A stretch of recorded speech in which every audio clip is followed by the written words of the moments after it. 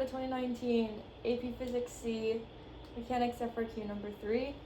The question says, the rotational inertia of a rolling object may be written in terms of its mass, m, and radius, r, as I equals bmr squared, where b is a numerical value based on the distribution of mass within the rolling object. Students wish to conduct an experiment to determine the value of b for a partially hollowed sphere. The students use a loop track of radius r much greater than little r, as shown in the figure above. And this is what the figure shows. The track, like that. This length, right here, is labeled h. The radius of the loop is big R, and then there's a small object here, and the radius of this object is little r. The sphere is released from a height h above the floor and rolls around the loop. Oh, apologies. This should be upward like that. Okay. So what do we know from the situation? So we're given the mass, the radius. We're told that this distance right here is the height. We're given little r and big R and the moment of inertia. We're likely going to have to find b, which we can do through if we have an energy relation using like 1/2 I omega squared in kinetic energy or something along those lines. But what else can we figure out? We can my whiteboard. Okay, we can figure out the distance that the object has traveled. We can figure out its velocity at the bottom over here, and really along any point, because we will know what the height of the object is, and we can use energy relations for that. We can find its acceleration using F equals ma, and then based on these variables, we're going to be able to figure out the time that it took the object to get there. We also know that as the object is going around the loop, it's going to have uniform centrifugal motion, and so its acceleration is going to be v squared over r, a sub c. And then we also know that since this is not just a point mass, it's going to have like rotating, or it's going to have a moment of inertia. And so we'll be able to use all of our rotational equations too. So we'll have torque is equal to I alpha, so we'll be able to figure out, well, I and also alpha, and which we could also have figured out from the acceleration. Since this is a non-slip system, and the object's not slipping, we know that v is equal to r omega and a is equal to r alpha. And then of course we have all the energy equations, which is like 1/2 mv squared and 1/2 I omega squared. And we can use that to figure out omega, to figure out v, to figure out I, so on and so forth. And then given this whole system, we're able to draw a free body diagram. And so if we take a look at the little object here, at the top over here, it's going to have mg pulling downwards and a normal force going this way. And then over here, it's just going to have mg pulling downwards, a normal force going upward. And then up here at the top,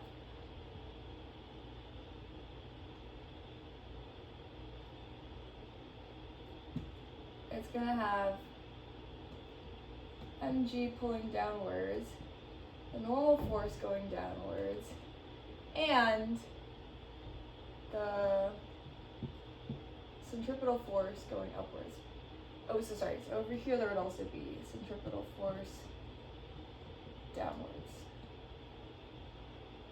There Okay, so given that, we should be able to solve some stuff.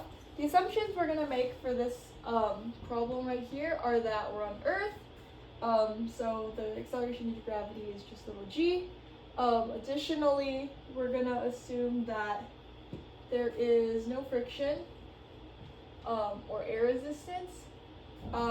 We're also gonna assume that this is like a perfect circle, so we can use our v squared over r.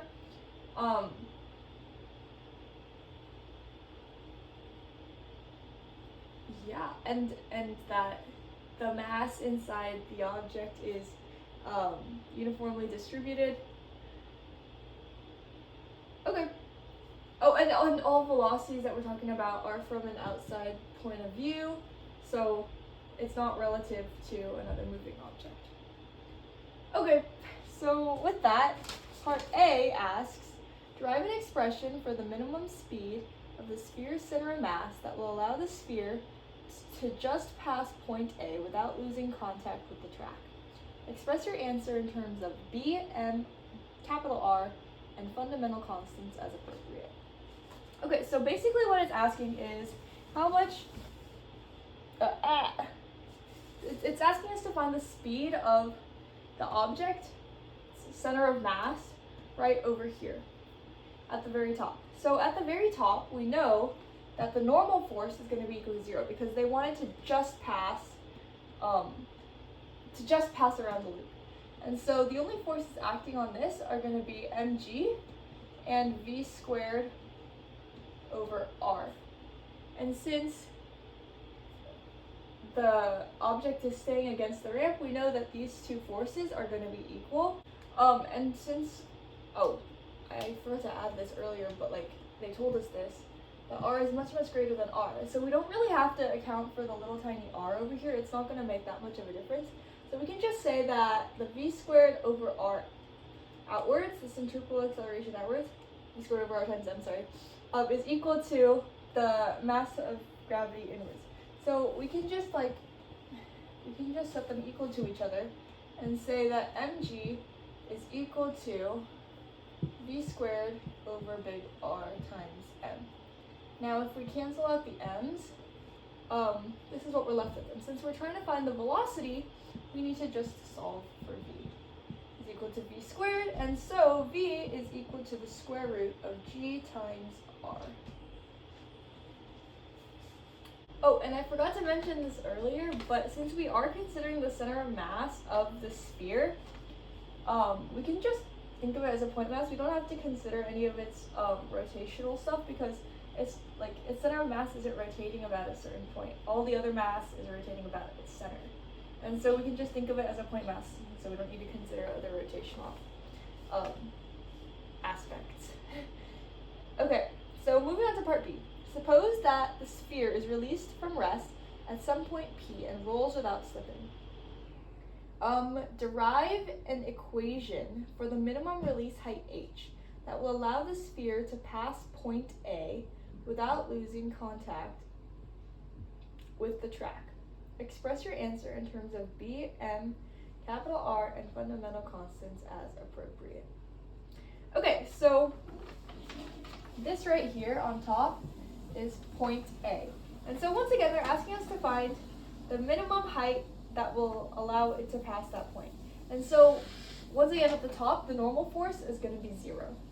And what we can do is, over here we can use energy relations. So suppose the sphere is released from any point P.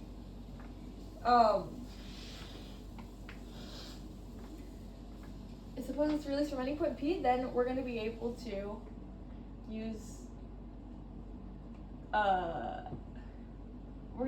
energy relations. So we can just say that mgh, which is all the potential energy it'll have at point P, is going to be equal to 1/2 mv squared, the kinetic energy, plus mgh. We're relating these 2 points. Plus the potential energy it'll have here, plus 1/2 I omega squared.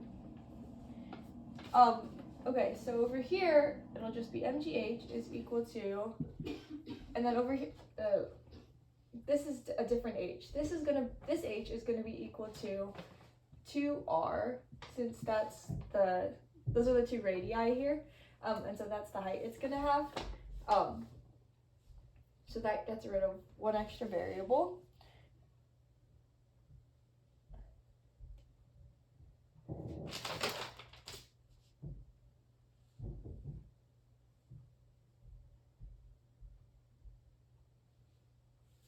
Okay, and so then we can just continue plugging in. So this becomes mgh is going to be equal to 1/2 mv squared plus 1/2. And this time we're going to plug in for I, which we're told is equal to bmr squared. So bmr squared. And then omega, as we noted earlier, I just erased it. V is equal to r times omega. So omega is just going to be equal to v divided by r. And as we calculated just now in part A, v is equal to the square root of g times capital R. And so this is going to be v squared over r squared. But we can replace v squared with g capital R. Okay, and so then given that, we can continue solving. So mgh is equal to 1/2 mv squared, and then as you can see, a bunch of variables are going to cancel. Oh, I forgot to add the mg2r term. Oh, geez. Okay, yeah. And so then this is going to become 1/2 bmgr plus mg2r. And then we can cancel out the m's from everything. And then we can multiply by 2. Oh, we can also replace this v squared with gr.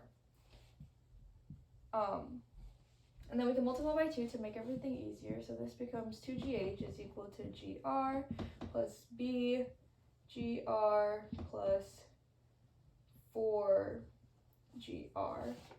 And then, as you can see, there are a lot of grs here. So this is just going to become b plus 5 times gr is equal to 2gh. And since we're solving for h, we're just going to divide this by 2g. The g's cancel out. And what we're essentially left with is h is equal to b plus 5 times r divided by 2. Okay, so that is part 2 right there. Okay, let me erase the g so that looks nicer. There we go. Okay, I'm gonna write the equation we just derived here because it might come in handy later. So h is equal to b plus 5 over 2 times big R. Okay, so now moving on to part C. The question says, the student performs an experiment by determining the minimum release height h for various other objects of radius r and known values of b. They collect the following data. And that's the data they collect. And then it says, on the grid below, plot the release height h as a function of b. So basically what they're saying is release height h as a function of b. Clearly scale and label all axes, including units if appropriate. Draw a straight line that represents the data. Okay, so we're putting b on the bottom. And so from the table, you can see that b is only from 0.4 to 1. So I just scaled the bottom by 0.25, like increments of 0.25, and then I scaled this by units of 0.2, but I started at 1, so then this was 1.2, etc., etc. And then this is going to be the height in meters, and this is just the value of B. And this is what my graph looked like. Okay, and so then part D says the student repeats the experiment with a partially hollowed sphere and determines the minimum release height to be 1.16 meters. Using the straight line from part C, excuse me, determine the value of B for the partially hollowed sphere. Okay, so then what we can do is go up to 1.16 meters. What did I do? This should be 1.02.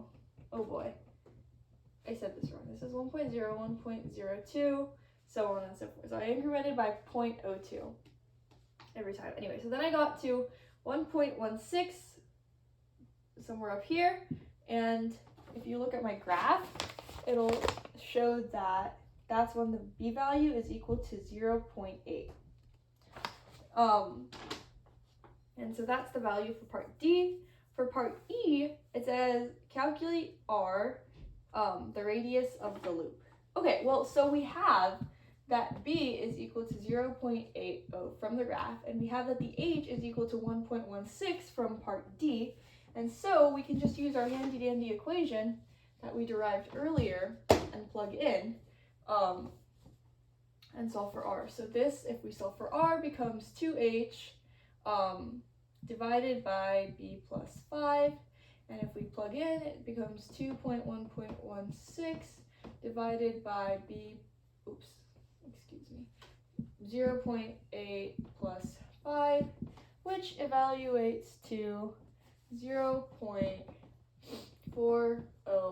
meters, which is the radius of the loop. Okay, then part F says, in part B, the radius R of the rolling sphere was assumed to be much, much larger than the radius R, capital R, of the loop. If the radius of the rolling sphere was not negligible, would the value of the minimum release height be greater, less, or the same? Okay, well, let's think about this.